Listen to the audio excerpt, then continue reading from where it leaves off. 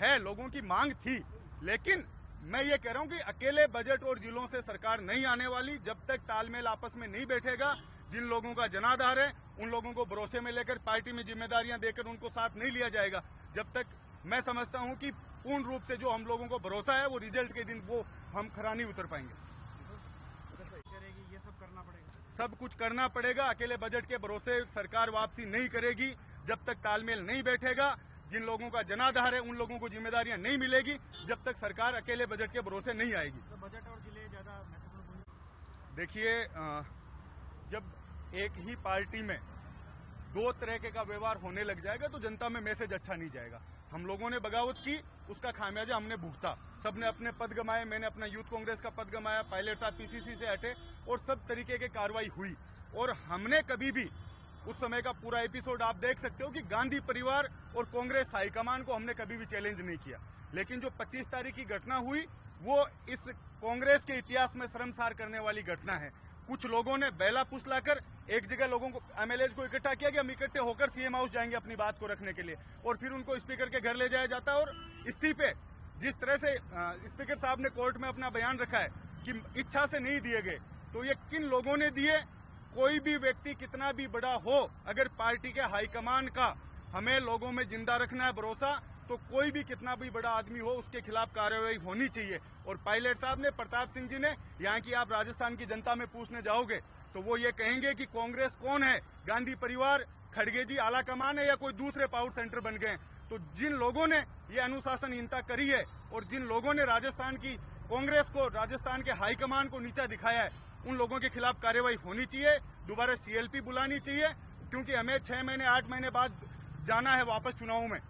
और सिर्फ हम प्रशासनिक दृष्टि से बजट 2013 का भी बहुत अच्छा था, लेकिन रिजल्ट क्या है? हम लोगों को ये देखना पड़ेगा कि जनता क्या चाहती है, किनको, अगर सबको एक साथ लेकर चलने की मुख्यमंत्री जी बात कर रहे हैं तो कोई प्रिय और अति प्रिय नहीं हो सकता। उन लोगों पे, जिन लोगों ने ये काम यहाँ किया है, जिन लोगों पे सरकार ने अनुशासन, हमारी पार्टी ने अनुशासनहीनता की दृष्टि में जिनको रखा, अभी तक उन पे कोई कार्यवाही नहीं हुई है।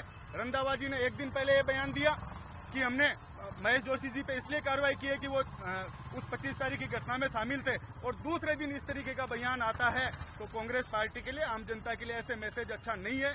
कांग्रेस पार्टी को एक कठोर डिसीजन लेना पड़ेगा।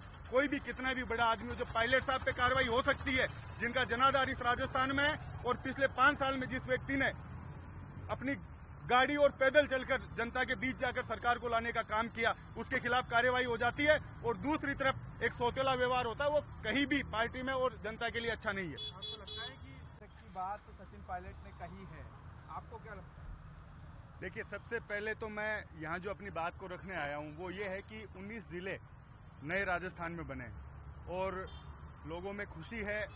नागौर से भी एक अलग जिला होकर, क्योंकि बहुत बड़ा जिला था और डीडवाना कुचामन जिला बना है, तो लोगों में खुशी है। उस बात को मैं जनता की जो भावनाएं थी उनकी ओर से स्वागत सरकार का करता हूं। लेकिन कुछ जिले ऐसे हैं जो भौगोलिक दृष्टि से भी अपनी संपूर्ण जो चीजें उनको पूरा करते थे, उसके बावजूद भी वो जिले नहीं बन पाए।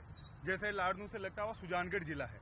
और मैं सब मीडिया के सामने और जिम्मेदारी से कहना चाहूंगा कि जब मनोज जी मेघवाल मुझे मिले विधानसभा में, उन्होंने कहा कि सुजानगढ़ को जिले की, तो मैंने उनको कहा कि अगर नागौर में जिला बनता तो मैंने डीडवाना की मांग की है, लेकिन चूरू में अगर नया जिला सरकार बनाती है तो सुजानगढ़ को जिला बनाना चाहिए। तो ये मांग मैंने उनके सामने भी कही और मैंने कहा जहां भी आपको लिख कर ये देना है, जिससे भी बोलना, आप मुझे बता दीजिएगा। लेकिन जब 19 जिले बन गए, कई जिले तो इस तरह से बने हैं कि 40-50 किलोमीटर की दूरी पे, 30 किलोमीटर की दूरी पे नए जिलों का निर्माण हुआ है।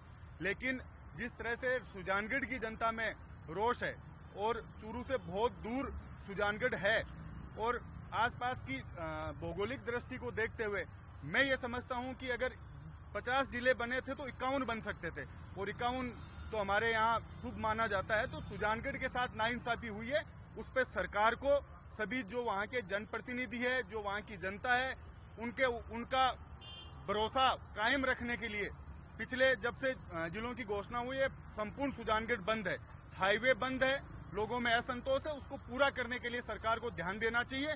और चूरू से अलग जिला हटकर सुजानगढ़ एक भौगोलिक दृष्टि से, राजनीतिक दृष्टि से, हर तरीके से वो जिला बनने की अपनी सारी जो चीजें उनको पूरा करता है तो सुजानगढ़ को अलग से जिला बनाना चाहिए। ये मांग मैं सरकार से इस आज विधानसभा के सामने सबके सामने रखता हूँ।